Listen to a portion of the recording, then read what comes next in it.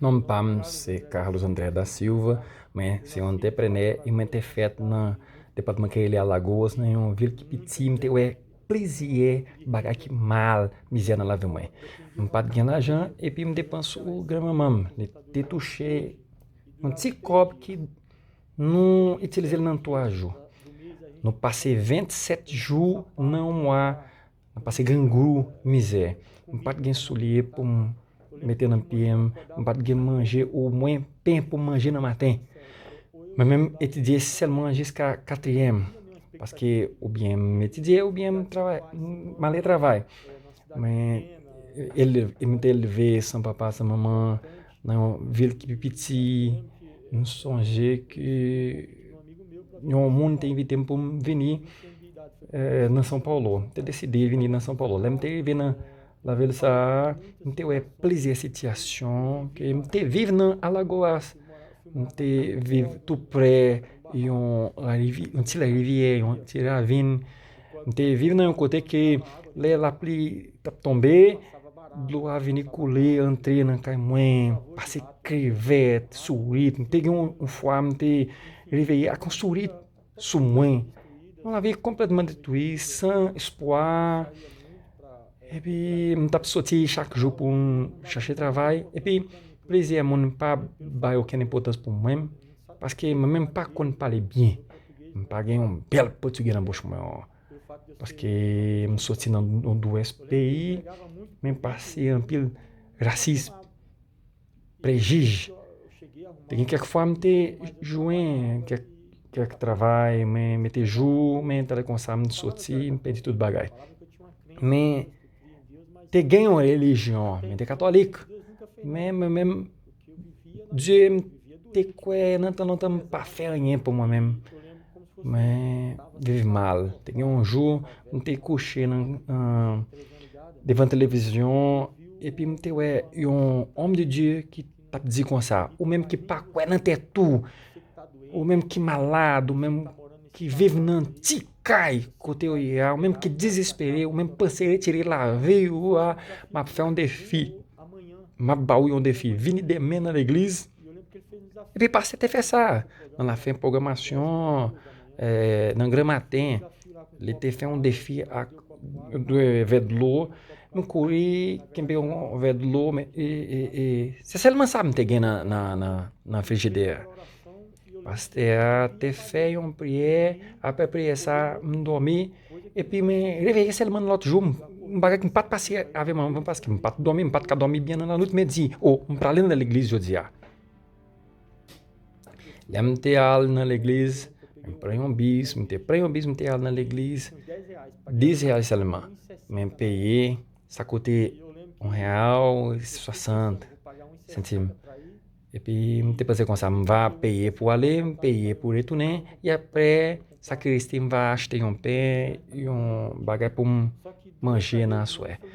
Mais lem te arrivé na l'église, lem ta participé na serviço, avec te fait un pasteur, te fait un défi, et puis, que tout ça me te gagné, e meter sur l'hôtel Bon Dia, e retourner à pied. Aqui me content parce que serviço ça te renouvelé, te bam une autre vision, te fait ouais, um bagage diferente na vie moi, fait quoi que te gain solution pour moi-même, te voulais sortir dans cette situation de pauvreté ça, acheter manger et tout bagage ça yo. Là me te arrivé dans l'église, me te ouais, plus beaucoup problème te gagné, c'est parce que me pas de gain présence Saint-Esprit dans la vie moi. Et puis pasteur te dit comme ça, faut courir se vai bater no Saint-Esprit, faut priorité bater no Saint-Esprit. Et puis ça, vamos um soif, une volonté pour faire ça. Et puis on te dit, oh, tout ça me pas de gagner, c'est parce que me pas de gagner Saint-Esprit dans la vie moi. Lá me se vai bater no Saint-Esprit, tout bagage va changer dans la vie moi, c'est ça me dépenser. Les pasteurs a commencé à chercher Saint-Esprit, mãe chercher toute force que moi. Et puis, je commencé à parler avec bon Dieu, je commencé à chercher la présence Saint-Esprit. T'as comme ça, tout d'un coup, t'es venu une joie, une conviction, t'es commencé à rire, commencé à crier, une joie, déborder d'un cœur moins.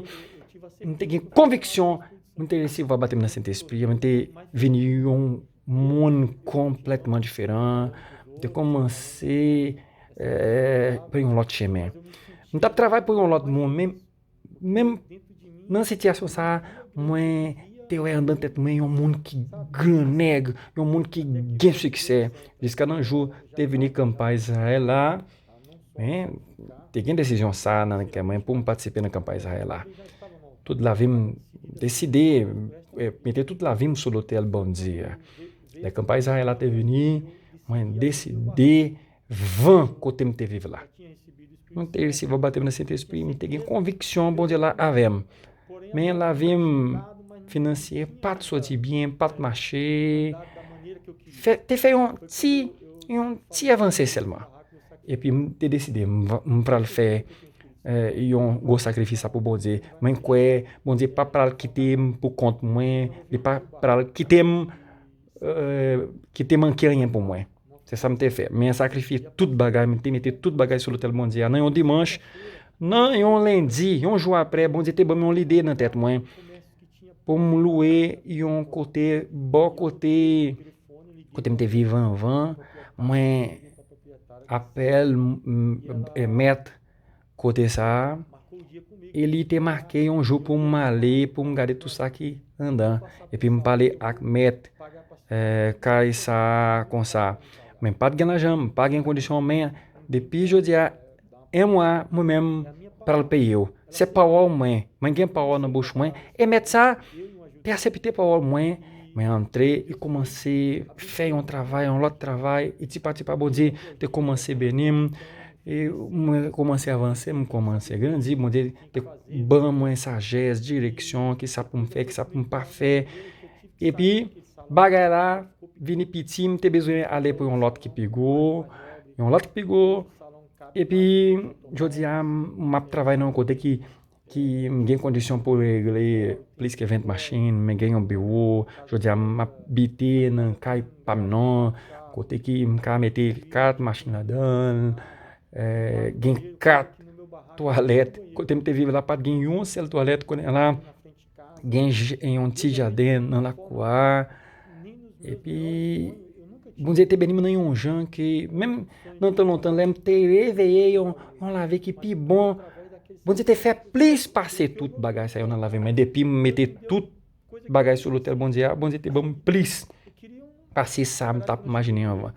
Lem te rive nan l'eglise, m te souwete selman yon plat manje, yon gerim, jouen yon travay, men Bondi te bon plis pase tout bagay sa yo, paske m pa niye salte mandem pou m fè sou l'hotel Bondi. Te vini lot kampay, yon apre lot, e mwen te fè, m pa rete sa m pa fè kampay sa la. E pi, chak fwa vini kampay sa la, m pense ki sa Bondi vle pou m fè. M pa gen okè bagay pou mwen. Tout bagay mwen genyen, se pou Bondi yo ye. Isi Bondi mandem pou m bali, isi sa m fè. M pa atache ak okè bagay. Men abeti pale ki, men kon pale ki, kampay Israel la, sa tankou yon bagay ki fè nou rive pi ou nan Bondi.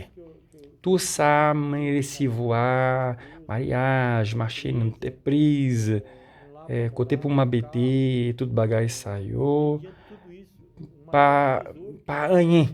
Par rapport ak pi wote zom genyen an dan tèt mwen, e m pran soin li an pil se Saint-Esprit ya.